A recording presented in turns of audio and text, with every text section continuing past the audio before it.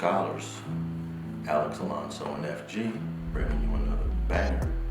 And if you're new to the podcast, thanks for representing, and we are available on all podcast platforms, including Spotify, iHeart, and Apple. And if you're listening to us on Apple Podcasts, please leave us a rating and review, and we will definitely respond to any comments and questions. FG, what's up, man? What's going on with you, Alex? Man, I'm having a tough week here on social media, man. Yeah. Instagram just zapped my StreetTV page. Oh, wow. 47,000 followers. And it's the second time they've done this to me. The last time they did it to me around the same amount of followers. For no reason, man. Damn, and they make you build it again from scratch? Yeah, you gotta start all over, man. That's wild, bro. That's wild. Sorry to hear that, man. Yeah, I think they got this crazy way of analyzing posts where they believe that it falls under promoting criminal organizations or promoting violence. That's the category that they sent to me that I violated. Yeah, but at the end of the day, man, just because you post something don't mean you promote it. You know, it could be several different ways. You could be bringing awareness to something, but at the same time, if they interpret it as, you know, violent, they just zap you like that. That's wild. Yeah, I think they have an automated system that just like peruses. Right, I'm sure. Yeah. It's a computerized system because the last post that I did, I swear, like within 5 minutes, they just said, "You're gone." But see, that's what the problem is. They're putting everything in a computer's hand. You know, now don't get me wrong. I know Instagram and most of these social media platforms are just too damn big for them to, you know, read everybody's posts. But what's happening is these computers is catching keywords. You know, I had a smaller situation, but it's, you know, taking keywords and just automatically bumping you out over keywords. Hold on, look what the rest of the title said. Look what the content is. You may have a different opinion, but yeah, they relying on these computers, man, and that ain't always cool. I think the keywords that they zoomed in on me are anytime I say Crip or Blood, automatic. They think if you have Crip or Blood written into your hashtags or your description of the post, that's going to red flag the system. They're not going to look at the context. Like I had a post where I had Crips from Long Beach hanging out with Bloods from the West Side in a meeting over at Skip Townsend's spot. I recorded it, took some pictures, posted it. I posted that like 2 years ago. About a month ago, they just said, "Oh, this falls into the category of promoting violent organizations," and it was about unity. Right, no doubt. So we know for sure, they're not really analyzing these posts accurately. No doubt. Like I said, I had a smaller situation where the title read, you know, "Gangster, don't forget what the plan is." You know, remember it's a way out or something like that, or no, you know, that it's a way out. I guess that were gangsters and plan. You know, they didn't take my page, but what they did was they took the post down and I guess gave me a little tap on the wrist about it. And but at the same time, like I said, if you go look at it, it's saying it's a way out. Don't forget it. It's bigger, more stuff in life, but they don't. Like you said, that computer picked that up, shut you down, bro. So how many times has that happened to you? One time. Okay. Yeah, it only happened to me one time. No, every time that happens to me, I screen capture it and I save it. So after they zapped me for that post that I did, when did I do that post? This morning or last night? Something like that. I don't remember, but I went back and looked at how many times they have done this to me. 7 posts in the last like 6 months. They have done that. You're a repeat offender to them. Yeah. And I was gonna reach out some way to Instagram after they did it like the 3rd or 4th time. I just hadn't had time because I knew this was gonna happen. I'm like, yo, if they keep on deleting posts, some of the posts they're deleting are from like 2017, 2018. They've been sitting there for years. So they're going back to old shit. Yeah. So I think they have a new system. In 2022, they must have came out with a new system because most of all the posts that they've been deleting are from 2017 and 2018. This is the first time they ever deleted a post where I posted it and immediately it got taken down. So hey, if any of the Streets and Scholars listeners out there, they got a line in on Instagram, and they know how to tap in. Because I have heard of people getting their pages back. Yeah, I have too. But there is no way to communicate with Instagram unless you already have a relationship with Instagram. And unfortunately, StreetTV does not have a relationship with Instagram. And I can tell you 100%, 1,000% that they have deleted my page maliciously. Definitely. I have not violated any of their community guidelines. So. Well, I must go out there and say this. Don't don't think that it's probably not somebody out there also, Alex, that's reporting you, bro. Probably reporting your content. Every time they see your shit, they reporting it, you know. So you probably got some haters out there, some dudes that's you know, got time on their hands to go push your report every time you post something. Don't forget, man, the ops is out here, bro. Yeah, I thought of that as a possibility with the previous post, but then the most recent post, and actually the post that I just put up that got me deleted was a post of Kurt Dog from San Diego, who was damn near 60 years old, and did an interview regarding the history of his neighborhood in Southeast San Diego. And all I did was say, tap into this interview that Kurt Dog from San Diego did, and boom, that got deleted within minutes. So I thought it might have been a hater that can go back and look at all my old posts, but this one got deleted like that. So I have the feeling that it's done by their automated system. Right. I feel you. But you know what? On that note, though, I do have a particular hater out there that decided to post all my personal information, all the addresses that I've had in the last 10 years, phone numbers, all my phone numbers. All my phone numbers are not even my numbers because I got all my kids' numbers under my account. Right. So all my kids' numbers were posted on this document.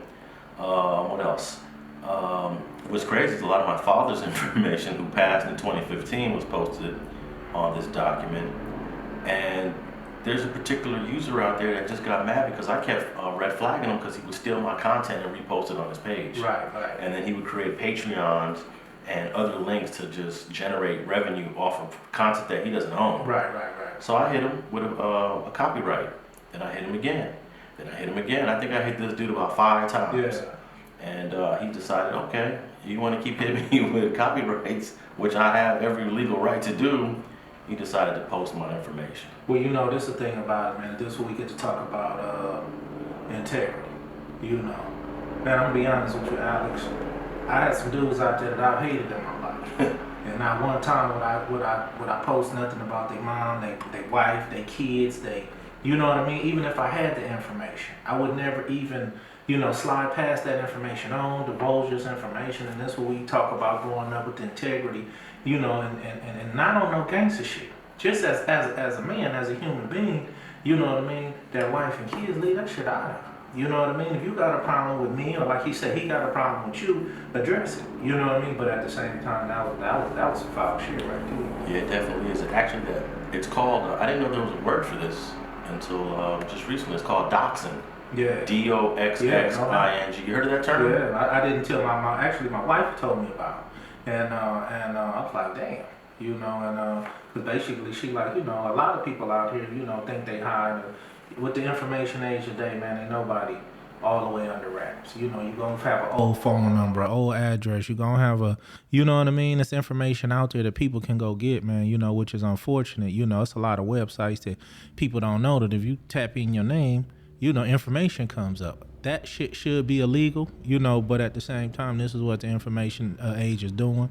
You know, and it can cause some people to get hurt because I would feel like how you feel. Dude, you posted my wife, my kids number or something that takes it to a different level. You know what I mean? Yeah. Unfortunately, it's illegal in some jurisdictions, and most jurisdictions is not illegal. But it is illegal. Well, it's against all the policy of social media platforms. Yeah. So it's against YouTube's, it's against Patreon, it's against all of them. So I tapped in with, he posted all my information on YouTube and then on Patreon. So I reached out to both of those platforms, and they're on top of it. But I think the dude ended up, when he realized I was about to go report his ass to Patreon, he deleted it on his own. Yeah, he realized it was wrong. Yeah, that's foul. That ain't wrong. That's foul. Yeah, and that shit kind of pissed me off. And also, it's illegal, even though a lot of the information is public. Mm-hmm. It's illegal to take someone's public information and post it and dox it, basically. Right. Because some people say, oh, well, that's all public information. Yeah, you're entitled to look at it, access it, but you're not entitled to centralize it all into one document and then share it on the internet. Right. That's considered intimidation, harassment, and a bunch of other things. No doubt. So, yeah, that really got me pissed off, man, that this dude wants to put my personal private. Some of it is private. Some of it is personal. Some of it is public. But he put all that out there, and you know, that shit got me pissed off, man. Because you know, we living out here in L.A. and you know, you never know what could happen. No doubt, and that's the whole thing about, you know, just to be honest with you, with this shit, period. You know, with this, not just social media, but with, you know, you also being, or public personalities also being who they are. You know, that's why a lot of people don't come to the forefront. A lot of homies don't want to do YouTube interviews, or a lot of people, because at the end of the day, a lot of homies is like out of sight, out of mind, which is definitely right. Because if you don't bring up somebody's name, or we don't talk about something, people not thinking about you or us. You know, people not thinking about us unless we give them something to talk about us or see us in. So, you know, doing this type of shit out here, but I still, like I said, I still think it's foul, man. You know, on the integrity part of it, you know, leave my family, my wife, and leave all that shit out of it. You know what I mean? Talk shit about me, say what you want. Yeah, do all the talking shit about me, but come on, man, leave that shit alone. Hey, I don't even have any problem with people having negative opinions on me. Even though there's very few. When you look at, I've been on this internet. Come on, man, that shit make you mad a little bit sometimes. You ain't never had But check this out. I've been on this internet over 20 years. Yeah. Literally over 20 years. And I can count on one hand like how many really negative statements people have said about me. And I gotta say, some of the worst that I've ever heard was in 2022. Damn. Yeah, 2022. And I've been on this internet on this internet longer than some of these people have been alive. Yeah. So I haven't really had a negative backlash on the internet. But yeah, some of the worst stuff was just came out in 2022. But I really don't trip. What I really tripped on was this dude doxing my information. Yeah, that's something to trip on. Yeah, that really got my blood boiling, man. I want to say more, but I'm gonna just keep it to myself. No doubt. But what's also interesting, this dude that doxed me, he doxed another homegirl from L.A. Mm-hmm. And her and I from L.A. She's from L.A. No, is he from L.A.? No, he's an out of towner. Okay. Only out of town weirdos would do some shit like this. Right. So she tapped in with me. The homegirl Keita Trotter, she's from out the 50s. She hit me up, and apparently this dude doxed her and put her mom's information and her grandmother's information all on the internet because he got mad at her. Yeah. So this is a pattern that this dude has, and I'm gonna try to do everything I can to just have this dude deleted off the internet. I have no problem saying that. I'm gonna delete this dude off the internet. I already had one of his YouTube pages taken down, but the problem is you can just go out and create a new one. Create a new one. Yeah. So yeah, other than that, man, everything is cool. Just lost my Instagram, and then I got this asshole doxing me. Man, yeah. You got shit on your hands, shit on your minds this week, man. Yeah. And I ain't even tripping on any of the other stuff that, you know, you and I spoke about. Yeah. I ain't even tripping on none of that. That stuff don't bother me because I'm in LA every day. If someone really got a problem, they could pick up the phone and call me up and holler. 90% of the time, nobody's gonna do that. I mean, but even if you do, like you say, you right here and you reachable. You know, that kind of shit is a different kind of monster, man, a different kind of shit, and it can get somebody, you know, man, that shit can get somebody hurt, homie. Yeah. You know what I mean? And, you know, like I say, you know, we sit here and we talk all this shit, and I stand behind the shit I talk, you know, but holler at me about, holler at me. But like you say, man, you know, I ain't never been the one, I'm talking about like I done had diehard enemies. You know, I know where they kids at. I know where they baby mama live. I know where they moms. That ain't even on my mind. You know, because that ain't that. You know what I mean? That ain't the mission. You know, and I hate for dudes that, you know, stoop that low. You know what I mean? And do shit like that, man. That's real. You know, that shit sad on me. Yeah, I hope that one day they do create some laws against putting people's information out there on the internet, because there's only one reason why you do that to somebody. You're really trying to get them chipped. Nah, trying to get them knocked off. To get them, yeah, no motherfucking doubt. There's no reason for putting someone's phone number, addresses on the internet unless you're trying to bring harm to them deliberately. No doubt, homie. That's the only thing. I'm be 100. I agree with you on that one. And on that note, we're gonna talk about this. I just want to clear the issue with Shanquella Robinson, because the Mexican government has issued a warrant for one of the persons there, but there have been no arrests. Right. I was misled by a couple videos that saying some people were, or a person was arrested. But like you say, when I really went back to the credible outlets, I ain't seen that. Man, you know what I'm starting to realize that there's so much misinformation on the internet that needs to be checked. It needs to be vetted. And at this point of the information that's being spread, it's like almost impossible to filter out the BS and what's accurate. Right, no doubt. And it kind of make us, sometimes look like fools because we think we read the information from a credible outlet. I mean, of course, time we talk about something, we try to use the word allegedly because we wasn't there. But at the same time, when we get news from an outlet, man, or certain situations, it seems like it should have some truth to it, and we'll go out and, and speak on it, and it just be totally false nowadays. It's like what Baby Gangster from Santana Block said. He said, man, ain't none of us out here journalists. We just some niggas on the YouTube. That's what it is, right?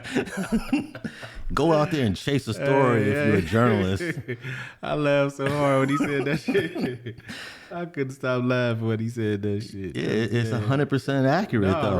Right, no doubt. Shit. And because of that, there's so much misinformation out here. Whether or not you're trying to talk about a real story like Shanquella Robinson, or whether you're trying to talk about me, for example. Right. There's so much misinformation out there about me personally that's 100% untrue. Oh, no doubt. You know what I mean? I hear a whole bunch of bullshit about you, Alex. But that's what it is, bro. Somebody actually said I grew up in my neighborhood for like a month. Right. I mean, I've heard a lot of things, you know what I mean? And, I get inboxes and shit, and, but like I said, I don't even bring that shit to you. But, hey, man, people are going to have their attitude. I mean, they opinions. And then another person said, I only came to L.A. to go to college. And I went to elementary school in LA. I went to the sixth grade in Los Angeles. They try to say I'm not from LA. I came here for college. Right. No, that ain't true. Hey man, they gonna have their opinion though. That's one thing. I'm gonna give my resume real quick. I went to Wilton Place Elementary. I went to John Burroughs Middle School. Well, back then we called them junior highs. Mm-hmm. I went to John Burroughs Junior High all 3 years. And then in my high school, I would say Hollywood High School is where I spent most of my time, but I graduated from Dorsey High School right in the neighborhood. Oh, okay. Yeah. Give me your quick resume. Man, for you schools. Already know schools. I went to 118th Street Elementary School up until the 4th grade. That's right there in 11-8 hood. Yeah. Linwood, I went to Abbott Elementary. I went to Hostler Junior High right there in Linwood. I went to Linwood High before transferring to Guard High School in Cerritos to play football. And I've been here forever, man. I've been here 50 years next month, man. I've been here. Where's the toughest school you been to? Hostler Junior High, all crib Junior High. That's where I learned how to fight, how to do everything against, Crips, it was only you had to have heart to go there, but it taught me a lot, it gave me the tools I needed to really be 100 with you, to get out there in that world and do what I had to do, Yeah, I got to say my junior high school was the toughest. I went to John Burroughs Junior High School, even though it was in a white neighborhood, mm-hmm. but everybody there was black from all over LA. Yeah. And you had Crips, you had Bloods, you had Mexicans, you had 18th Street, you had MS. And that's where I first got bullied at in the 7th grade. And by the time I was in the 9th grade, I was a man. Right. And what's crazy, Dorsey High School was probably the wildest school I went to, but I ain't had not one problem on that campus when I went there, because by the time I'm in the 12th grade, I was a big man now. Right. No problem at Dorsey. But yeah, John Burroughs is where I had to really, I had to scrap to survive. Well, I went to Inglewood High for a second. My junior year, when my mom then moved out to Inglewood, I went to Inglewood High. I played in one football game up there. And man, that Inglewood was wild. I'm talking about, man, because at Inglewood, you could leave off campus to go to lunch, man. We'll shoot over to the Taco Bell, put some Hennessy in the cup, go back on campus. You know what I mean? And it was wild, man. I never forget, I'm at Inglewood High, and Lil Bone from Bebop Watts came to my classroom. Excuse me, ma'am, can I holler at my brother? She was like, your brother? She looked at both of us, and he like, hey, man, the 60s coming. You know what I mean? And I had never, I'm coming from out my way. The 60s coming, you know what I mean? But it was wild, and the girls was fine at Inglewood, man. That was a whole different. But after we lost that football game, I was trying to be an athlete. The team wasn't good at all. I was trying to get me a scholarship. I went right back to Gar High and Cerritos, and because I wouldn't have made it at Inglewood. Yeah, I wouldn't have made it. And went home, went to Gar High School. Told them my mom couldn't come. I needed to check back in. I was an athlete. The principal loved me. They checked me back into school. I went home and told moms. I said, man, I went back. How you do that? And but yeah, that month I was at Inglewood. Oh man. Yeah, man, Inglewood had a reputation, but they always were known for the ladies for some reason. Man, they had to find ladies up there, man. I didn't want to leave because of that reason, but man, I probably would have had 10 kids out of state in Inglewood. Well, we say all of this to let the people know out there, man. Half the stuff, I would say more than half, 60, 70% of anything you read on a particular story might be inaccurate. It might not be true. And yes, I grew up in Los Angeles 100%. And that's the truth. Hey, that's what it is, man. Plus, you ain't got to explain to them, man. You know what I mean? It's, we know. The ones who know, homie. Yeah. All right. So, unfortunately, there's been no arrest on the Shanquella Robinson case. And I don't know what's next for that case, man. That's a bizarre case because there's so many people involved and we don't know who did what and who's responsible for what. But somebody did something because this girl came up dead. Well, the thing about it is for them to have the information that they have, even the little bit that we know, it seemed like, I don't know how much contact they've been having with the 6-7 people that was there, but it seemed like they would at least pull some people in for questioning, or maybe they have and they just not speaking on it. But it seemed like with what they know, man, it would have been moving a little faster, though. I was expecting it to move a little faster.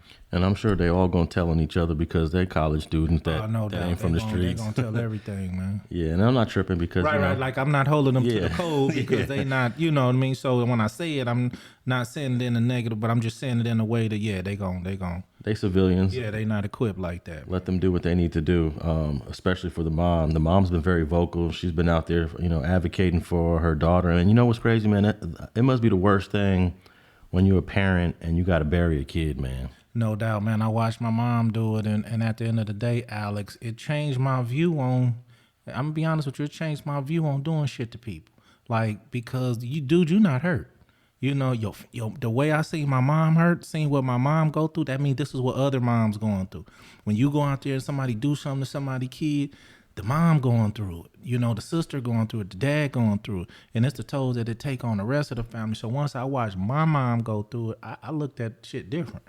I wonder if the stress of your mom having to bury your brother added to the illness that she was already having to deal with. I mean, it's highly possible, They say that stress really kills you. No doubt it can, man. And like I say, my brother went 1 year, my dad went less than a year after him. I mean, she got it back to back as well as me. So you right. It could have just, immune system could have got weak, strength got weak, you know what I mean? And took a toll on her, man. But at the same time, like I say, that hurt that I've seen, I don't want to see a parent have to ever lose a kid, man.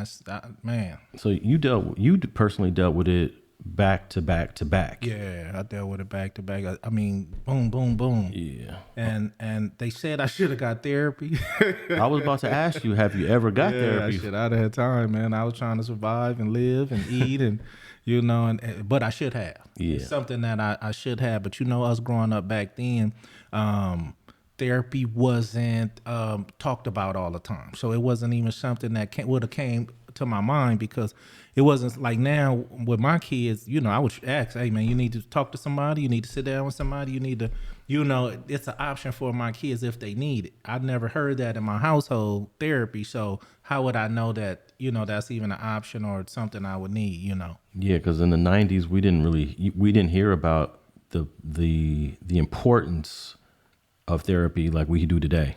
No doubt. Then you got to think about how this era changed our generation, Alex. You got to think about how we literally watch it go from black and white TV with our own eyes. We really literally saw that when it wasn't no seatbelt laws. We really saw when we saw so much change, before cell phones, and we watched so much change in our generation. A lot of the people that's growing up now or grew up in the 90s, they still have everything they grew up with.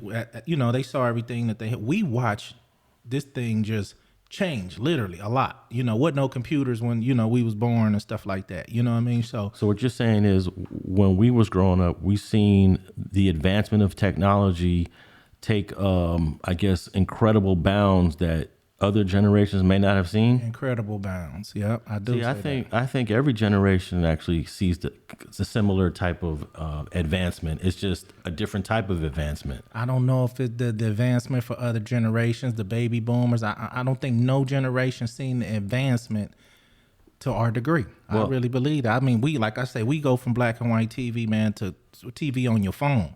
You know, the baby boomers, they still had black and white TVs, or they went from no TVs to black and white TVs. I mean, it's an advancement, but they saw rocket land on the moon, though. Hey, man.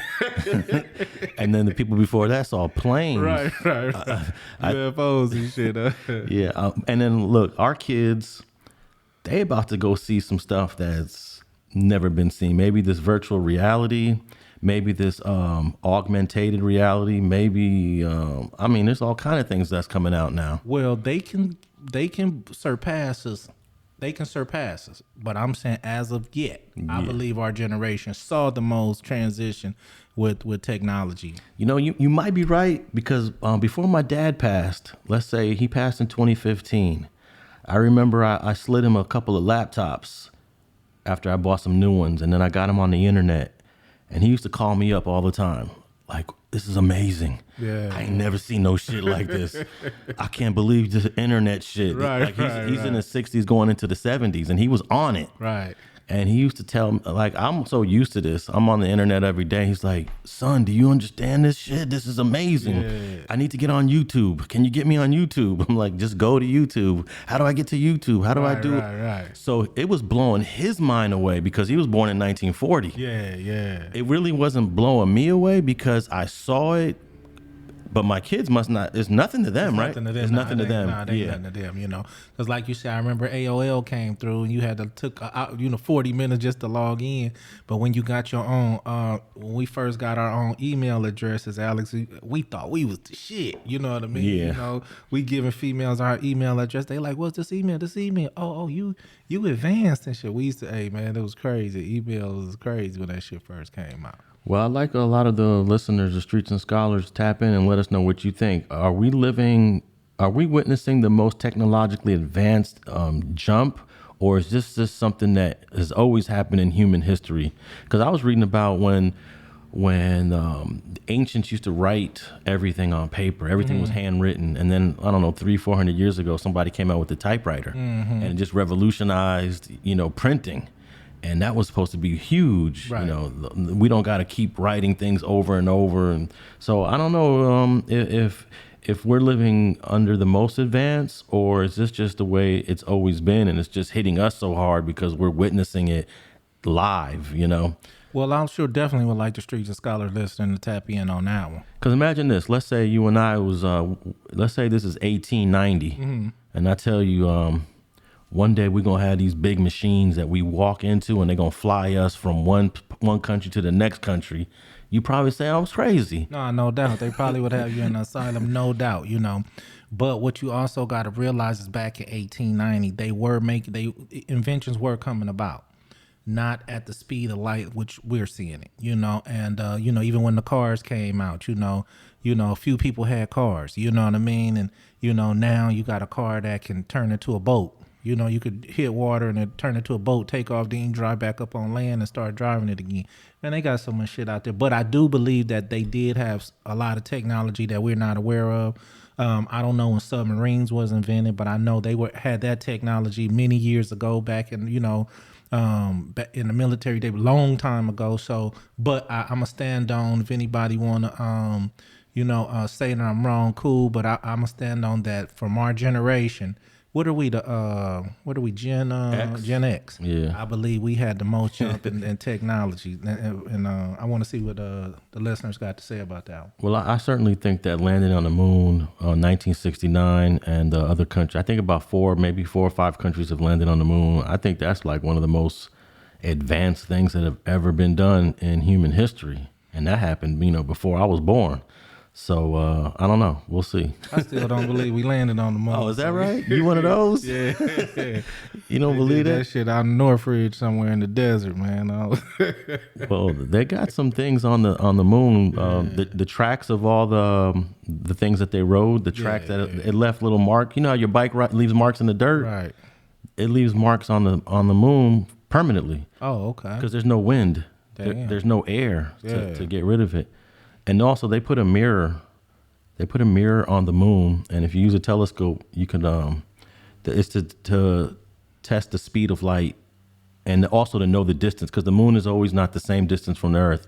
So no, I'm 100% firm believer that we landed on the moon. Okay, well, yeah, I'm gonna go the opposite way. I'm gonna have to disagree with you on that one, man. I think it was, they not telling all the truth. I'm gonna leave it at that. I'm gonna say they not telling all the truth. And then another advancement that I think are the satellites. Do you believe we have satellites that rotate? No doubt. Yeah. We have satellites that rotate around the Earth and give us all kind of information, photos. Our phones are based off of the satellites. Yeah, that's wild, man. And satellites were. So this is what I'm saying. How can you even compare another generation to the shit that we got? But the satellites have been out. They ain't been out back in the like in the before 69. I believe Russia was one of the first countries to launch a satellite. Yeah, I think it might have happened in the 50s or 60s. Let me see.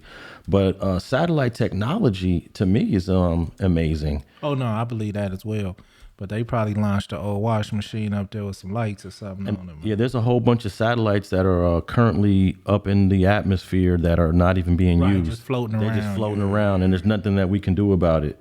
But let me see if I could pull up when this first satellite was. But before I pull that up, I wanted to just tap in because you did mention therapy and you did talk about your mom. Mm-hmm. I want you to explain to us, what do you think Shanquella's mom is going through? Because you actually witnessed it, the whole thing that your mom went through, right? No doubt. And her daughter was murdered.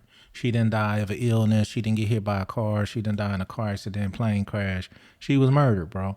The sad part about it is, if the video went viral across the nation, across the world, maybe, I didn't think that. I mean, I get it. It's an information age now, but man, that had to be so heartbroken just to watch your kid. If you wasn't there, you can only visualize it and you can get past it. But man, when you got video, and I think that was even more impactful, more hurtful.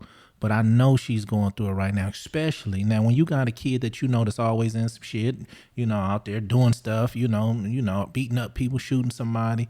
That it don't change because that's still your baby. But when you got a kid that just was in heart, wasn't a fighter, wasn't a shit starter, was peaceful with people, because that's just what kind of person they are. And somebody do this, man, that got to rip your heart out your chest, man. Yeah, that's pretty devastating. I heard that one of these girls is going to have a story that she did something negative to deserve the ass whooping. I'm not sure what that story is, or even if that story is true. Right. But I'm sure the mom doesn't even care about none of that. No doubt, the courts ain't going to either.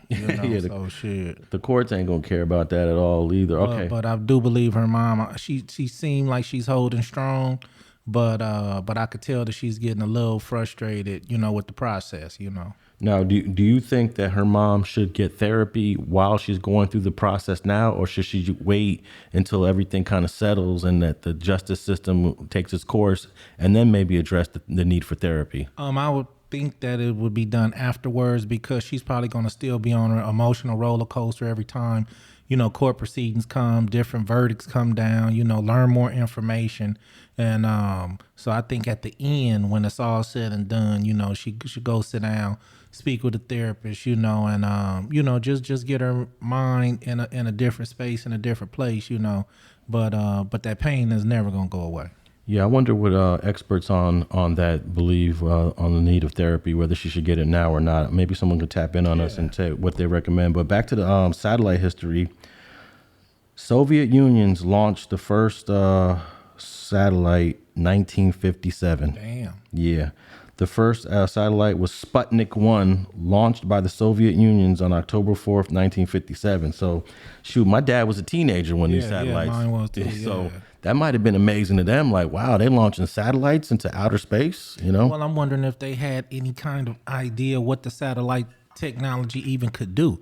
Did they launch it in private? Was it a public thing that they did out loud, like they do rockets and stuff like that? Was it a secret mission, So I'm not even sure when they would learn that, this thing was launched, But even if they did, I'm almost certain, because we have so much technology now or information at our fingertips, they probably had to go to some encyclopedias to even find out when you say launch a satellite, what this actually is. So I wonder how excited they really was, or how disbelieved or excited they was. Well, it says here that the Russians launched it. They did do it publicly. Oh, okay. And that the United States was very surprised, and then eventually the U.S. decided we got to learn this shit too. Hell yeah, no doubt, no doubt. And I know the military has like 24 satellites that they own, and I think the satellite technology is amazing. They've been taking pictures of the Earth since the 50s. That's how we got all these crazy pictures of the Earth.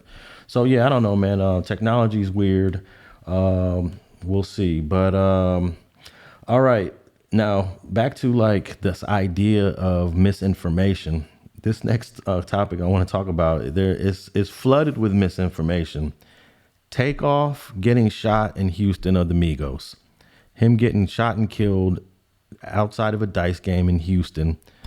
They just arrested a dude who allegedly did it. But man, I've seen at least 100 different stories of misinformation about this guy getting shot and killed. No doubt. We watched it live on the internet. Watched the person who is not arrested at this moment be convicted on the internet. Arrows pointing at him. He's the shooter. This is the guy. And that wasn't the guy. As we talked about in earlier episodes of Streets and Scholars, man, we talked about how it wasn't cool to, convict people on the internet, or even try to, because you're not there. You never really get all the insight. Now this guy has been arrested. I believe his name is Patrick Clark, and nobody had said he had anything to do with it from the beginning. I never saw no outlets, point to him. No one fingered this guy. Yeah. But I think you made a comment a couple episodes ago that there was a guy that had a gun, but just because he got a gun doesn't mean he did anything. And that might have been Cameron Joshua who was arrested. Right. He was just arrested for possession of a gun. That's it. Felon in possession with a gun, but like I say, for the internet dudes out there that was pointing the finger or trying to get to the bottom with her to solve the case, man, leave it up to the authorities, man, because you probably got somebody, you could have got somebody hurt. You know what I mean? Or in a situation where, people are accusing somebody of doing something they just actually didn't do. They even, they were accusing, how many different people were they accusing? Like, I even heard Jay Prince and Jay Prince Jr. Yeah. were supposed to be, some people were saying, yeah, they're a part of it. They're connected. They did something to take off. And it appears they don't have nothing to do with this. Well, at the end of the day, like I say, I wasn't there, so I still don't know. But I do know who they arrested. I do know who they saying that they have video footage from wherever they got it from, probably the bowling alley. This guy is the shooter. They didn't hesitate to say that. This is our man, but one thing they did say that I caught, they said 100% of the people left and didn't give statements. That's that crazy. night. Yeah. They got up out of there. Problem is, though, they know who all was there. And like the chief said today, the captain said today, man, we know who you are. You guys need to come on in, and because we'll put a warrant out for you. You know what I mean? And you gonna talk to us, or you gonna come in here and say something. So now it's probably all these people who fleeing, and the police are looking for them. Now let's talk about that topic for a little bit, because when I was a kid, I don't know, maybe 10, 11, 12 years old, my dad sat me down and told me, if you ever out in these streets and you see something, you don't know nothing, you didn't see nothing, you turn around and you go the other way. And then I was like, so what if the police come? If the police come, you tell them you didn't see shit. Right. My dad used to really sit me down and say, this is what you tell them. And if they have a problem, you tell them to call your dad up. Right. So I understand why he told me this, because he didn't want me getting caught up in somebody else's drama. He didn't want me being a witness to exposing myself to now possibly getting hurt or killed. And it's just something that us as parents tell our kids to keep them safe. But here we have a police chief of Houston. Mm-hmm. He's saying the opposite. He's saying that all 30 of you people have an obligation to come forward and tell us who did what. And I'm kind of conflicted, because I have my dad in my ear all the time. Mm-hmm. My dad's telling me, no, you didn't see nothing, son. You go home. What's your whole kind of perspective on that? Because I could feel the chief. The chief wants to solve this case for the family, for the mom. He wants the 30 people to come forward. But then at the same time, some of these people just don't want to do it. Well, this is where the problem come in. The problem is they know who all was there. So that's where the problem come in, opposed to if they didn't have video footage. And listen, people out there, this is one of the main reasons why I'll be telling you the things I'm talking. This is why I'm telling you it's a different day and age with these with packing pistols and using them. Now the guy who shot this guy, you put all other 30 people under investigation instantly. Now 29 of them could have not had nothing to do with it. They know you all were there. So what they're going to do is, because they could get a grand jury summons to have all 30 of them come in. So now what about you going to your job? So what, you supposed to quit your job and don't go to work? You're supposed to stop living your life, because everybody out there is trying to make a living for their family. If you trying to make a living, they're going to find out where you work. They're going to come to your job. You're going to, now, on the flip side, you don't have to go down there and tell nothing, because you don't have to speak on it. But you're going to get pulled into that room. You know what I mean? They're going to catch up with you. You're going to have to go down there, whether they're going to subpoena you down there, you're going to go down there on your own. But you're going to go down, you're going to give them people some kind of statement. And your statement could be, I want to exercise my Fifth Amendment right, or you tell something you know. But at the same time, they're going to sit you down and say, you know, what happened? We know you was there. You know, now that's when you got to put your big boy drawers on and look them in the eyes and say, I don't know nothing. Or I don't want to, I'm a lawyer up, you know, speak to my attorney. I don't have anything to say. And that's where some people are going to get scared and nervous. You know, we could take your kids, you're going to get accessory to murder. And people believe this shit, you know, because if I didn't shoot him, you know, y'all got y'all man, you know. But you're going to have to see those people, you know. And unfortunately, you don't want them to put a warrant out and then they arrest you while you at work. You lose your job. But you also don't want to just walk down to the police officer volunteering shit either. Me personally, especially if I was a regular citizen, I don't think everybody there was gangsters. You know what I mean? If I was a regular citizen, I would get my lawyer, my attorney, and go down there. You know, and I wouldn't say a word personally. You know what I mean? If you got anything on my client, file the charges. We'll fight them from there. If not, we don't have anything to say. What they're going to do is scratch you off the list. But you did show up. They'll release the warrant, scratch you off the list. And because you could say I didn't see nothing, you know what I mean? You know. So anyway, but what do you say to your critics though that say, man, Takeoff's mom and the family, you have the information that could help bring justice to this case? And I'm asking you this because there's a lot of people listening that would be like, man, that's kind of wrong. You're just promoting violence. You're promoting the culture of violence. What's your response to those detractors? I'm not promoting anything. Because at the same time, I didn't shoot nobody. You know, I was at a dice game or having fun at a party and some shit kicked off. The police got their man. They didn't charge this man with murder just because somebody said he did it. They got their man for a certain reason. They used FBI, ATF, Houston law enforcement, Atlanta law enforcement, you know, forensic teams. They put a lot of resources into this investigation, a whole lot of resources. What if they just arrested him because they felt that he was going to flee and they still haven't built their case against him yet for trial? You know, because that could be a possibility. Maybe they needed like 2 more months to build their case and they're like, hey, he just got a passport to go to Mexico. We need to take him into custody now. Well, they going to have him 2 more months, but I heard the captain come out his mouth to say they have video footage of this guy. Now, that don't mean, you know, they could have said that and like you say, still not be an airtight case, you know. But at the end of the day, who am I to go down there and tell them, you know, oh, no, I saw this guy. Alex, a lot of times when people in certain situations, when they hear that, especially black people, when they hear that first gunshot, man, they not looking around to see. They diving on the ground, running up out of there. Mm-hmm. I've been in plenty of situations where I don't know who the shooter, you know, who was shooting. You know, but I'm not like white folks. I'm not finna stand up and look around, hey, who's shooting? I'm not gonna do that. I'm finna dip down, get behind something and get on. I may learn later, but in reality, I didn't see. You know, so me telling the police something I heard because somebody told me later, hey, Mike was shooting, I'm gonna repeat something I didn't see that I heard, so I really don't have the information to give them. You feel me?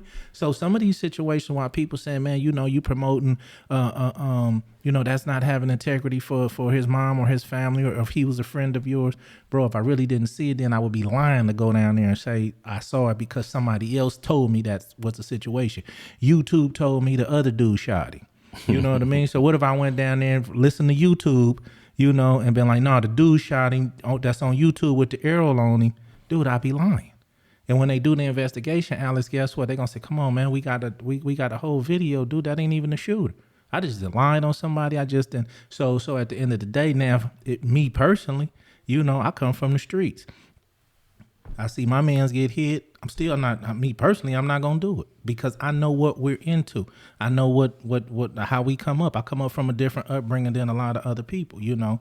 I'm not saying that it's the right thing to do. I'm saying that's the shit that we do, you know, where I'm from, you know. So that's kind of what it is. And anyone that speaks with the Houston Police Department, anything you say, any information you provide, it might become part of the trial, and your name is going to be associated or attached to that. And some people don't want their name dragged through a murder trial. And I can understand that. You don't want your name associated with a homicide.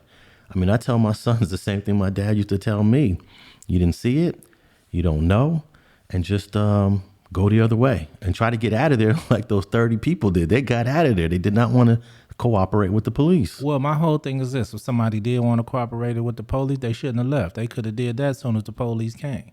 You know, why you gonna leave and then you gonna come back and double back? But like I say, most of the time when you hear that first gunshot and people get to screaming, people get to running. Black people start running as soon as that first gunshot here.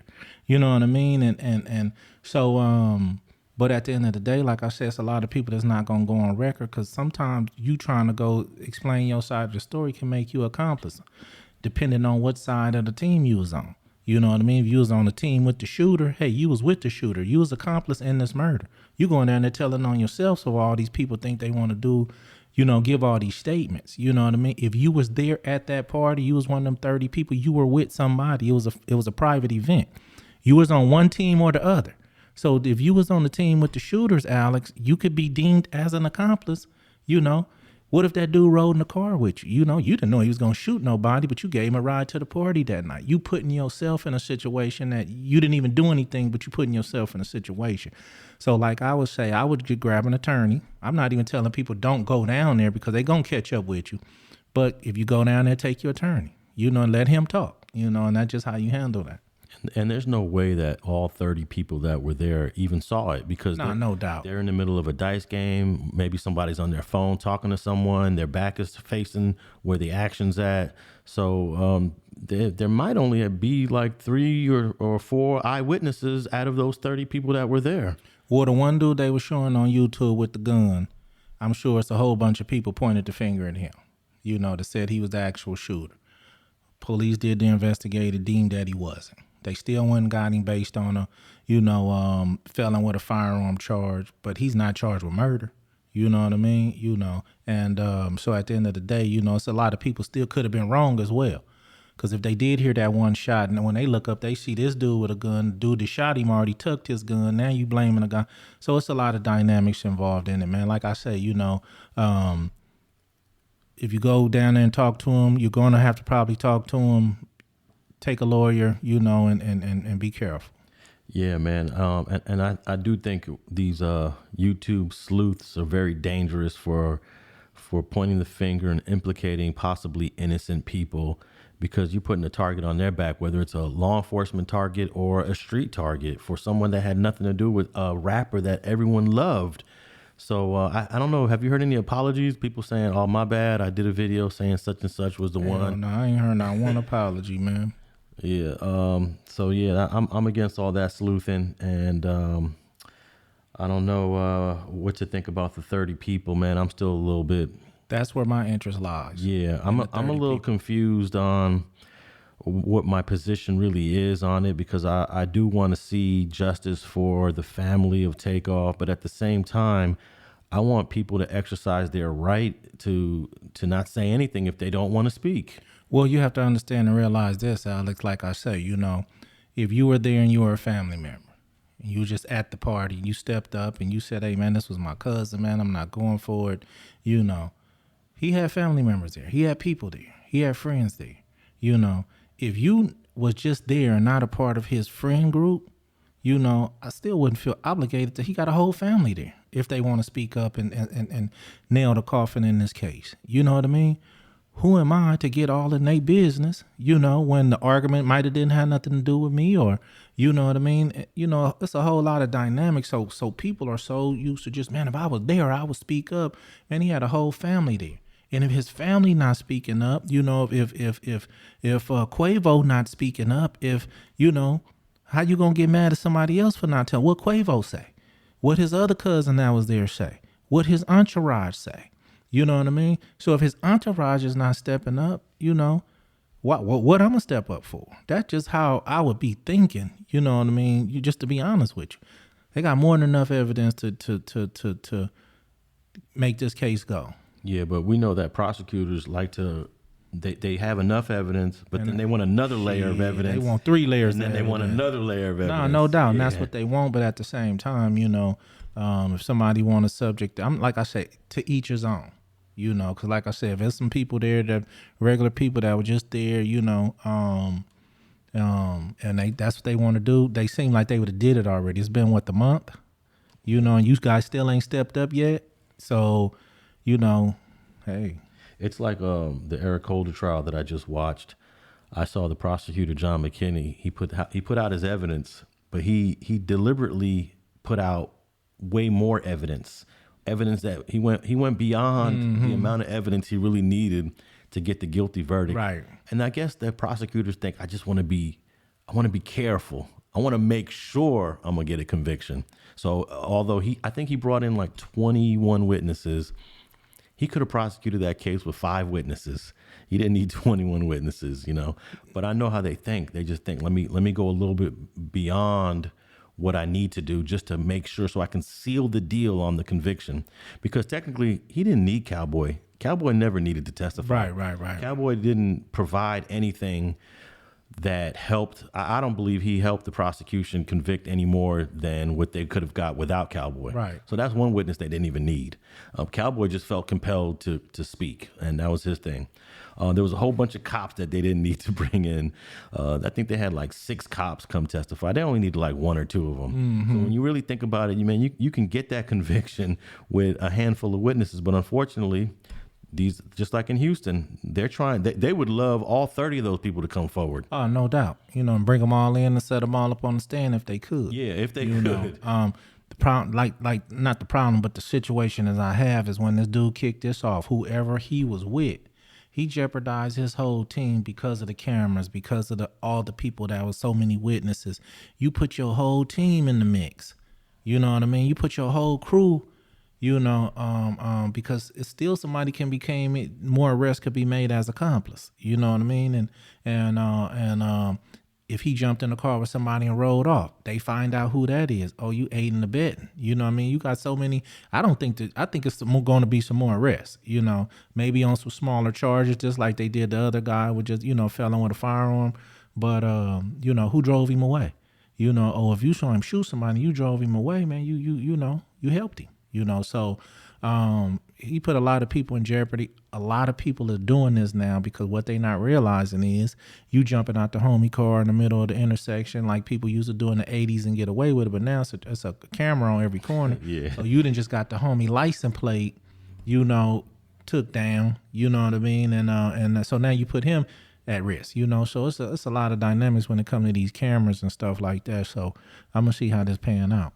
Now, I also noticed when the chief of Houston was speaking, he said that Takeoff was an innocent bystander. He did say that. But they're charging this dude with murder. So then the story is, who was he trying to kill? Was he trying to shoot somebody else? Or was he returning fire? Because in the very first press conference, the Houston chief said there were 2 shooters. I did hear that. Yeah. So is this guy Patrick, what is it? Patrick Clark. Yeah. Is Patrick Clark returning fire and then accidentally hit Takeoff? Or is he the one that bust first and the other dude was returning fire? Yeah. So, I mean, there's still a lot of unanswered questions. That's why I say I still want to see how this pan out, because he could have been with Takeoff and accidentally shot him, you know, and now what? You know, so why somebody gonna go tell on this dude that's from Takeoff's entourage when they know his fire was an accident? See, it's so many dynamics. That's why I say it'd be hard to speak on it, because there's so many dynamics out. Now, what if that's the case? You know, his own people shot him. We not finna go tell on our own people. He did it on the accident. You know what I mean? Now, yeah, Takeoff family won't, and Takeoff family, everybody know the situation. Damn, it was an accident. They don't even want to see the homie go to jail. You know what I mean? So at the end of the day, man, but I'm going to see how it pan out and see. But what I did hear, one of the reporters said that this dude, DJ Pat, was involved in another shooting in 2018, and the captain kind of like shrugged it off a little bit, said, yeah, we checking into that, and moved on to the question. So this dude must be a shooter. He beat that case. Yeah, he beat that case, because what they also said was his attorney said, Letitia Quinones, that's his attorney, she stated that this dude didn't have no criminal record. You know what I mean? But you was involved in the shooting, so he had to beat it. Well, some people just count convictions as a criminal record. Yeah, I mean, shit, I don't have a criminal record. Right, that's what I say. But I got a bunch of arrests. Right. I've been arrested at least 5, 6, 7 times. So he been getting away. You know what I mean? You know, and he ain't afraid to pop that pistol. You know, from what I'm seeing. You know what I mean? And hey, sometimes DJs need to stay heated. No doubt, shit. But yeah, I'm gonna see how that pans out, man. For nobody to be talking, you know, it's almost I can't say a proud moment, but it's a rare moment that 30 people not talking. You know? But they're going to have to. They're going to have to. They're going to be held accountable for their words, Alex, when they catch up with them people. So, you know, I don't know how that's going to go. Well, they can do what a lot of people do is avoid getting the subpoena and just try to ride it out but you have to ride it out for like a year hiding out. You got to ride it out a minute. And not to mention in a murder, you know, sometimes you got to ride it out even longer than that, you know. And people going about their daily lives and going to work, and if they know who they are, man, it's hard to stay away. You know, you got to go to work. It's hard to just up and move and leave. You know, they're going to have your address. You know, it's but you got, like I say, you're going to have to, you know, say something or plead the fifth or, you know, lawyer up. You're going to have to do something. And he got a $2 million bail, which is not too bad, but he's trying to get a bail reduction hearing. So he's definitely trying to get out and fight this case on the outs. No doubt. You know, his attorney was saying that his bail should be, you know, the same as other murderers. You know, I guess they may only have 1 million, you know. So I guess they fighting for that for right now. You know, they said that he didn't have no assets or nothing like that, but he was caught with they said caught it a bunch of cash. I don't know how much it was, but you know. Well, he did the right thing. You're supposed to put you ain't got no money on those forms, right? No doubt. But let me ask you this: what I'm wondering is, you know, if you were caught with a certain amount of cash, bro, you still around after 30 days? Like, you still in the area after 30 days? Now, I'm not trying to sound criminalish or nothing like that, but what I'm also saying is, man, if you knew you was in any kind of suspect or you know what went on that night, you know what I mean? You still around, or if you was planning to flee. Which his lawyer say he wasn't. But if he was planning to flee, bro, you should have been out of here. Well, the lawyer said let's give him the benefit of the doubt that was a trip that was previously planned. No doubt, right, and that he canceled it before he was taken into custody. You know, it could be possible, but at the same time, you stuck around too long, bro. If you was planning on running. Well, you know, like I say with all my clients that I work with. They're all innocent until proven guilty. So right. Patrick Clark might be innocent. Just like the next topic, man, I want to go into. Tory Lanez might be innocent.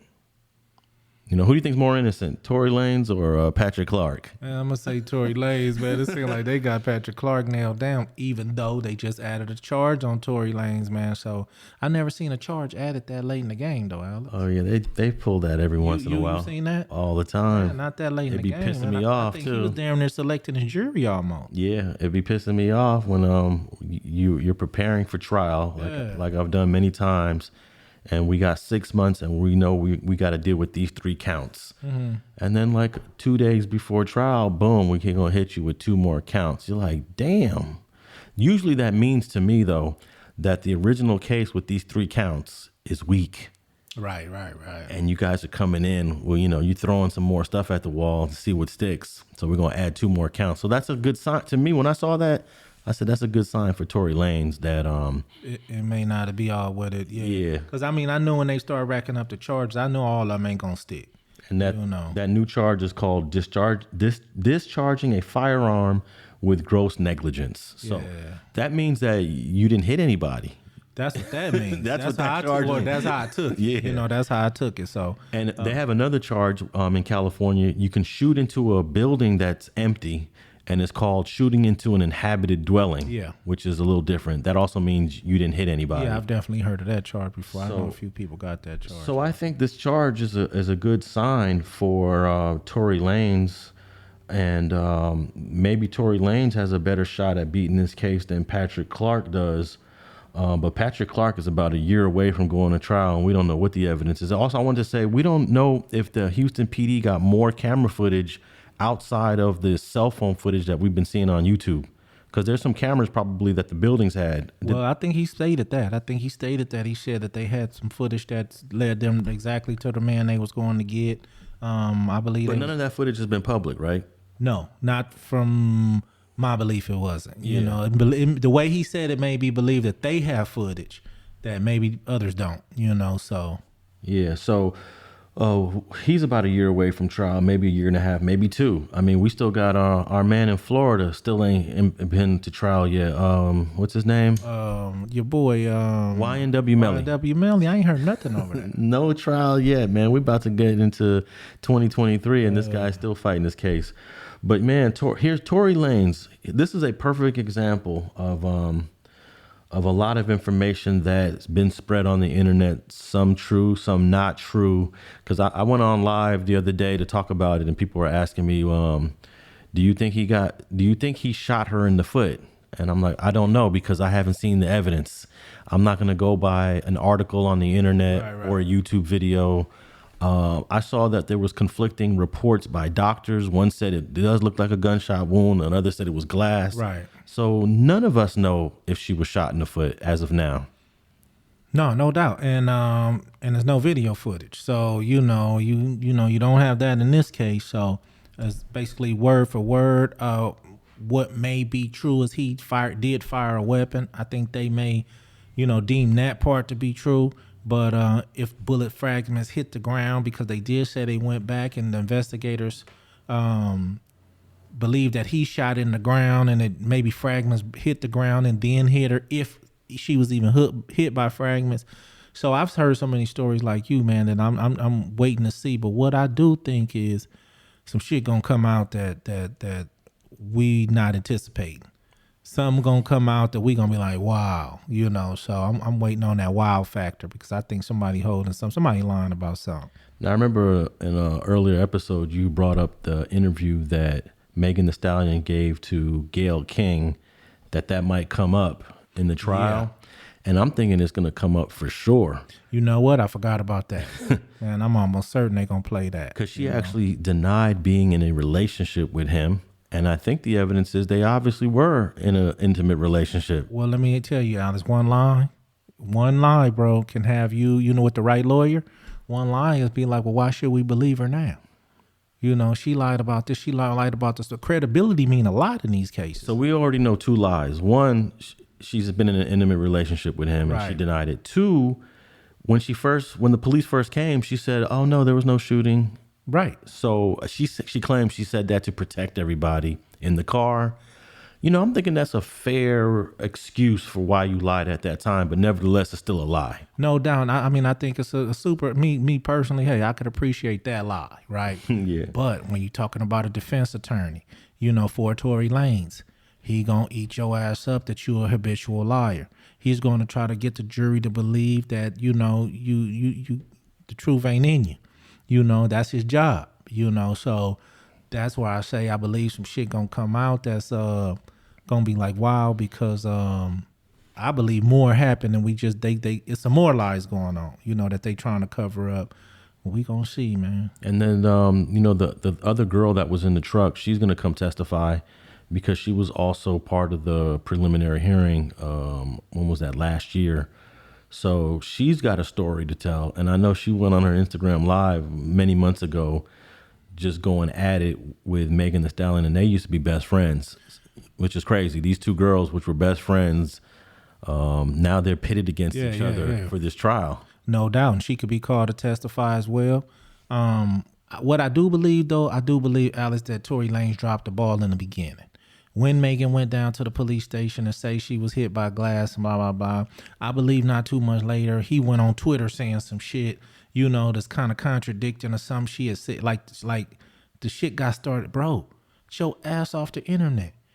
Get with her, man, and y'all talk about this shit between y'all. All this Instagram shit saying what you did or didn't do, or come on, bro. You. He dropped the ball on that. So what should he have done? Handled everything just between, not on social media. Because everything that he put out on social media, or from what my understanding was, what I heard she say on that Gayle King interview was, she said this, I said that it was glass. You know, this fool come back on Twitter talking about some other shit, or, you know, later that pissed her off, like, fool, I already lied. And you just what you gonna come with? I mean, you know, he should have stayed off the, man, that should have never came up on the net. You know, only thing should have been that she was in that situation. Nothing else should have been said. I believe a lot of people, man, when they think they go on to Twitter to express something to people, dude, if it's a case, man, don't do it. If it's any kind of criminal activity involved, don't do it, man. You know what I mean? Man, I was at the restaurant that night. How they gonna say? Don't even say that. Don't say nothing online that's pertaining to a situation. Now, if you really did shoot her, you really shouldn't have been saying something. You should have been over there kissing her motherfucking ass. You know, you already offered her the $2 million or the $1 million. You know what I mean? You should have been over there kissing her motherfucking ass. Told this other bro, hey, check this out. Go sit your motherfucking ass down somewhere. I got to handle this. You know what I mean? And go handle this shit with Meg. You know what I mean? But these dudes they just do shit different. You know. Well, this new charge that he's facing is going to be a max of 6 years in prison. I don't really anticipate this guy even going to prison. I'm actually surprised and shocked that it's actually going to trial. This is a case that probably should have been handled like with probation and maybe a joint suspended sentence of no prison and probation for like 5 years or something. No one got hurt. I mean, she was hurt, but no one was killed. I'm sure there was no intent for him to harm her. It was just some emotional thing that happened. He made a bad decision if he did. And here we are in a trial, where he's looking at like 10, 15, 20 years in prison. I mean, if he fired that weapon, it wasn't licensed to him. He's not exempt from the rules that everybody else gonna get. He may not be a convicted felon, but he's definitely going to get the rules of discharging a firearm. Maybe, like you say, the firing at an inhabited dwelling. You know, but it's discharging a firearm with gross negligence. Okay, but the gross negligence got to come from her getting hit. They believe. You know, I believe at the end of the day, even if he don't get a lot of time, I believe he'll get deported. Oh well. Yeah, that's another thing. If he's found guilty of all these, I believe if he's found guilty of this third charge, it's a definitely deportable offense after he does his state time. But if he could get this minimized to probation or I don't know, do you think that it has to be a little bit of jail time, or can this be a probation case? I believe he's gonna get a couple years, at least. But I do believe that. You know, she went on Gayle, he went on Twitter. Man, for people out there that's listening, man, when you get into an altercation with anybody, especially somebody you know, the internet is not the place to go talk about it. The interviews are not the place to go talk about it, because ultimately, anything you say can and will be used against you in the court of law, and that's what's going to happen. I believe that they're going to get that Gayle King video, play some of the things she said, whether it's the defense or the prosecutors, and some lies going to be. I mean, somebody gonna get caught in so many lines that they're gonna come out and tell a truth that we don't know. That's when I say the wow factor. Somebody's gonna tell the truth that we don't know. I believe both of them lied, you know, publicly, you know, and that's where I think the problem is gonna come in at. Well, next week when we do the next episode of Streets and Scholars, I'll be able to tell the listeners and the viewers, if you're watching any of this on YouTube, whether or not I think he's going to be found guilty, because opening statements are supposed to start next week on Monday, and then we're going to have witnesses Monday, Tuesday, Wednesday, and I'll be able to tell within the first couple of days, you know, if it's looking bad for Tory or if it's looking good. But if I'm the defense attorney, I bring in all of Megan Thee Stallion's interviews. The one she did she did the one interview with Gayle King, but she also did 3 live videos on Instagram ranting. I bring all that in and I question every single inconsistent statement that she has made. And, if I'm a juror, those are important to me. You made some inconsistent statements. Oh, yeah. And this man is fighting for his life. I'm going to have to give the man that's fighting for his life the benefit of the doubt when there's inconsistent statements. True. I'm with you 100% on that. We also got to see what the other witnesses get up there and say. If it was any kind of love triangle, that could go all bad. Somebody could be in their feelings about certain stuff. That was a while ago, so feelings, can definitely have changed since then. Once again, Alex, like I say, him or her, because it's gonna tarnish her a little bit as well. Especially if you got up there and you was proven to tell 8 lies. It's gonna hurt your credibility. Some too, but I believe that neither one of them will be under this much scrutiny if they'd have just would have kept it between each other. And even no matter what, happened, they just could have handled that between each other. Now, you mentioned love triangle. There was some, I don't know how true this is. We'll find out in trial, but apparently Tory Lanez was messing with both the girls. Yeah. And this is a lesson for some people to see that sometimes these love triangles, these threesomes, they could end up in a very negative space. No doubt, man. You know what I mean? It's hard to keep all those kind of emotions in check as well. Then especially over, extended period of time. I don't know what her attorneys are telling her. I'm sure that they're going to, the other young lady is going to be called as a witness. I mean, I'm waiting on you, bro, to tell us what you think, how it's panning out in them opening statements. Well, every man's fantasy is to have sex with like two or more women at the same time, but sometimes this will be the result because the women are very emotional. One woman is going to be more jealous than the other woman, and I don't recommend and I don't advise it. Moral and ethical reasons. I'm sure that people are going to say, man, I've had many threesomes, Alex. That one swell. Yeah. And nothing's ever happened. And I agree, nothing happens most of the time, but this is the result when some women cannot handle it. And look what happened. This guy's going to jail, maybe. A gun got pulled out. They got to fighting in the SUV, according to some the police report. And 2 girls who were best friends are no longer friends anymore. Hey, man, that's the way the ball bounces. My daddy used to say, man, that's the way the cookie crumble. But at the same time, it's definitely not going to stop dudes from trying their hardest to get threesomes. I can guarantee you that, Alex. We appreciate the speech, man. But I'm just gonna be lecturing my 2 sons. Right. If y'all boys and girls out there want to do threesomes, knock yourselves out. Right. But when that window get busted, you know what I mean, and somebody get stabbed, man. Alex warned y'all, man. No, I'm all with the try to find you a mate, find you a ride or die, and just love her unconditionally. And I know that there's temptations out there to, oh wow, she fine, and when you're in that world of hip hop and rap, man, they doing that stuff all the time, man. But look what happened to Tory Lanez. Right, Alex. But to go into just a quick something I wanted to speak on about you saying, you all about to, find the one, settle down, do your thing. Do you think, and you said, talking to your boys and preaching to them about certain things. Do you think that we can raise our kids like our parents raised us, even though the world is so much different now? I mean, it's like, is that possible? Like, I know the good values, shouldn't go nowhere, but is a good value still a good value in 2022 opposed to, 1982? I was thinking about that, bro. I realized that it's becoming more difficult with the access to pornography. Yeah. With the access to looking at half-naked women on Instagram all the time. Mm-hmm. All of these things serve as temptations for sexual desires. So yeah, man, it is very difficult. I thought it was difficult when I was coming up, a porn on a videotape or a magazine. Right. But now it's just like, I wonder like how difficult it is for teenage boys to try to check their sexual desires with so much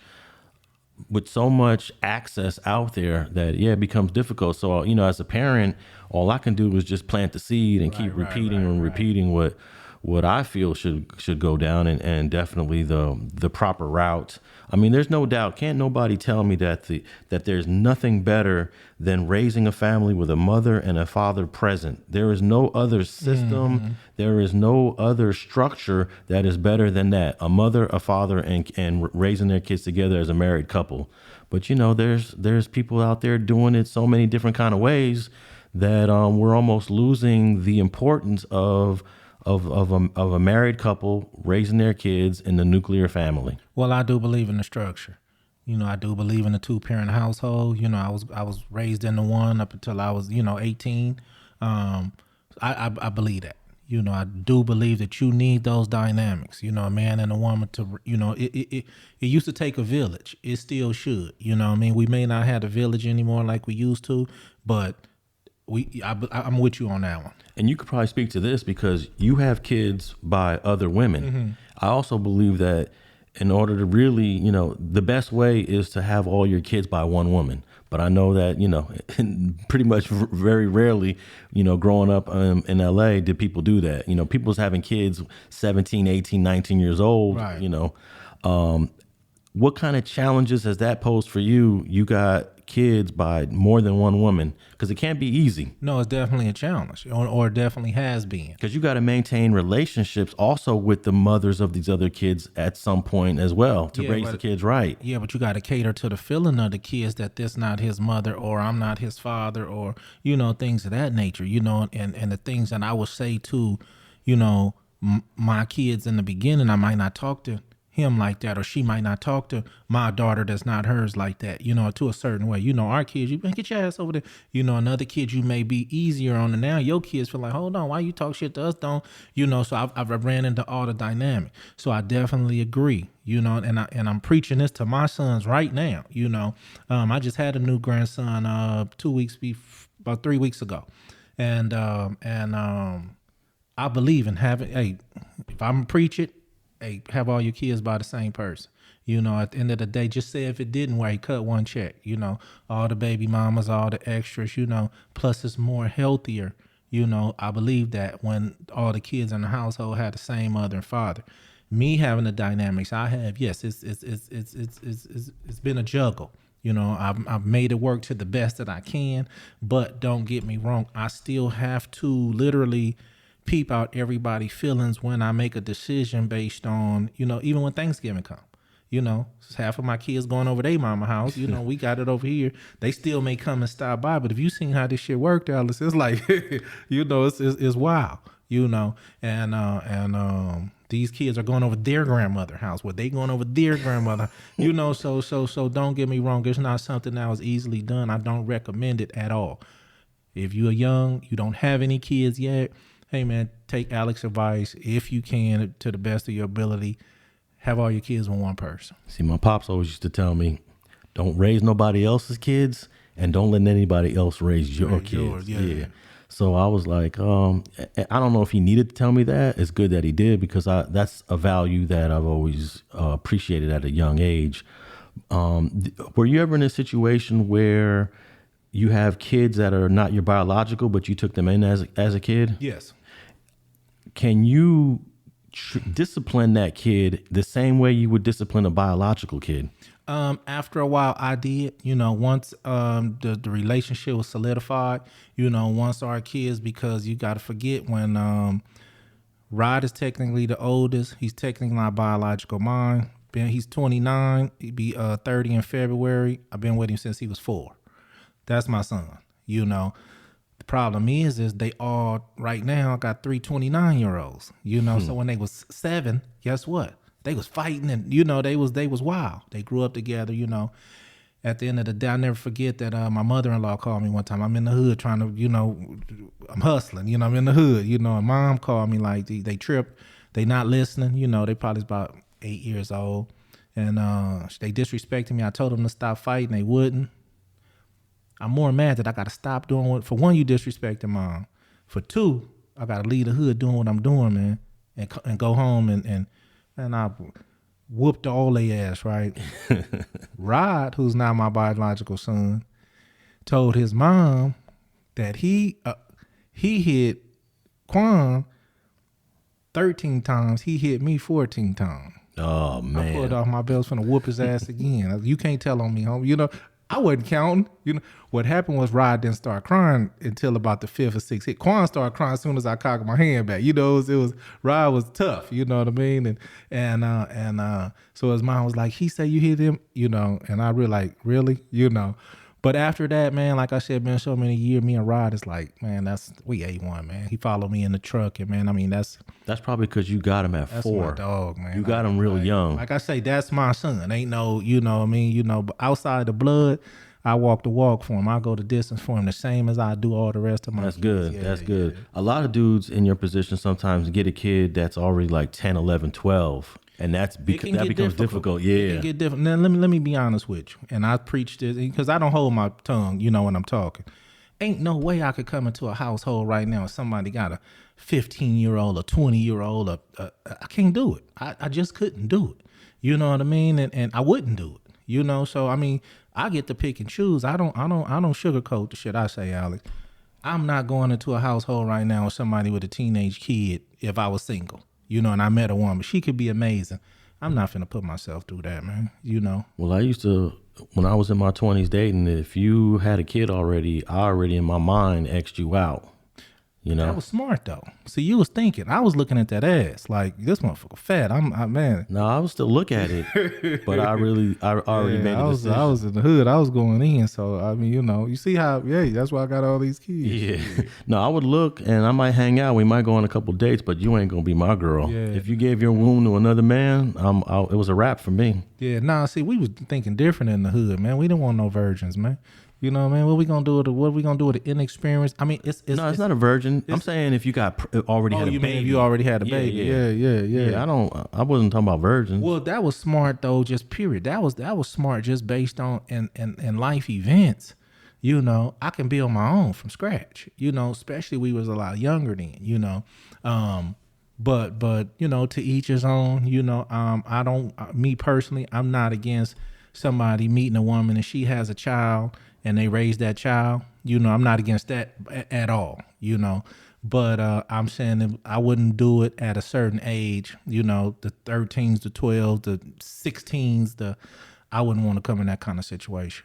Yeah, man. Well, Tory Lanez.